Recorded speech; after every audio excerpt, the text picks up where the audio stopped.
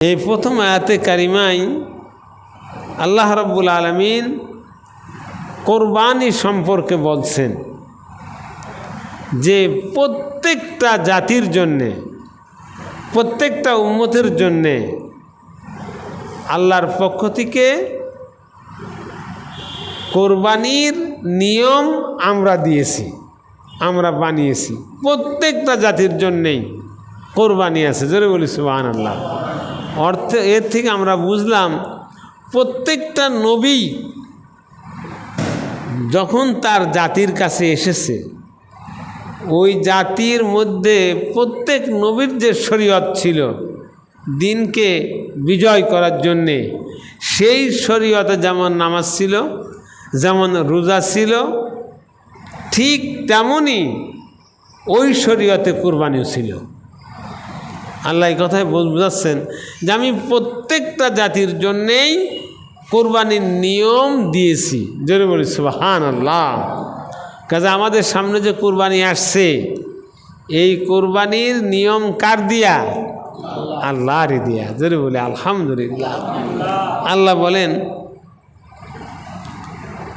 লিয়াযকুরুসমাল্লাহ,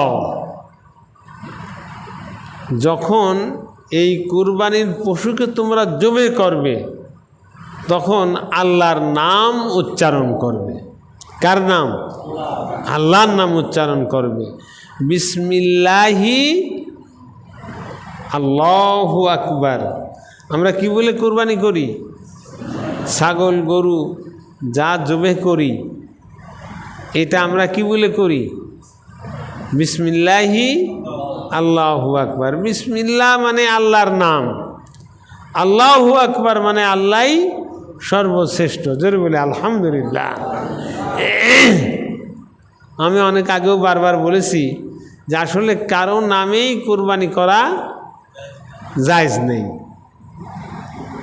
একমাত্র কুরবানি হবে আল্লাহর নামে। কার নামে? আল্লাহর নামে।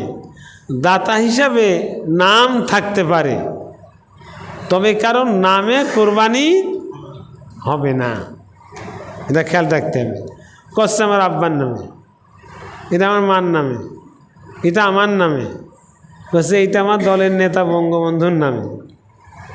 এগুলো জায়েজ নাই। এগুলো কি নাই? কোরবানি হবে কার নামে? আল্লাহর নামে। জোরে বলি সুবহানাল্লাহ। আর তার নামই থাকবে, যে কুরবানি দেবে তার নাম থাকবে দাতা হিসাবে। আল্লাহ শিক্ষা দিচ্ছেন যে যখনই তোমরা কোরবানির পশু জবে করবে তখন লিয়াযকুরুসমাল্লাহ, তোমরা আল্লাহর নাম উচ্চারণ করবে।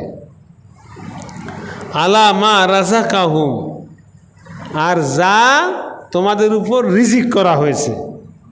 কোরবানির পশু এটা কি? রিজিক। এটা কোথাও মানে যখন আয়াত নাজিল হয় তখন যে পরিবেশ ছিল, মানে ইসলাম বিজয়ের আগে আল্লাহর নবী এবং সাহাবারা হজ করার আগে তারা কোরবানি করে কোরবানির গোশত কাবার গায়ে মাখাইতো, লাগায় রাখত, আর ওই রক্ত কাবার গায়ে জড়াই দিত। এটা পবিত্র কোরবানির গোশ, কোরবানির রক্ত, এটা খাওয়া যাবে না, এটা কাবার গায়ে লেপন করে দিতে হবে। এই নিয়মেই প্রথম হজে এসে সাহাবারাও এ কাজটা করেছে। তখনই ওহী আসছে যে এটা করা, এটা কুসংস্কার। এই যে কুসংস্কার চালু আছে, অনেক কুসংস্কার, তার মধ্যে একটা কুসংস্কার যে কোরবানির পশু তোমরা না খেয়ে কাবার গায়ে লেপন করছো, তার রক্ত কাবার গায়ে জড়াই দিচ্ছ।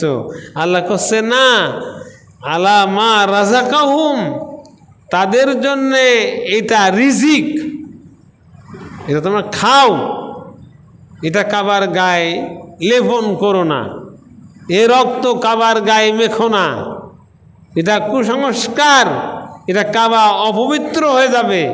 তাকে পবিত্র রাখার জন্য এটা তোমরা খাও, জোরে বলি সুবহানাল্লাহ। আলা মা রাযাকাহুম মিন বাহিমাতিল আনআম, আরে কোরবানি করবা কোন পশু? গৃহপালিত চতুষ্পদ জন্তু, যেমন গরু, ছাগল, উট, ভেড়া, দুম্বা, এইগুলো তোমরা গৃহপালিত চতুষ্পদ জন্তু তোমরা কোরবানি করো।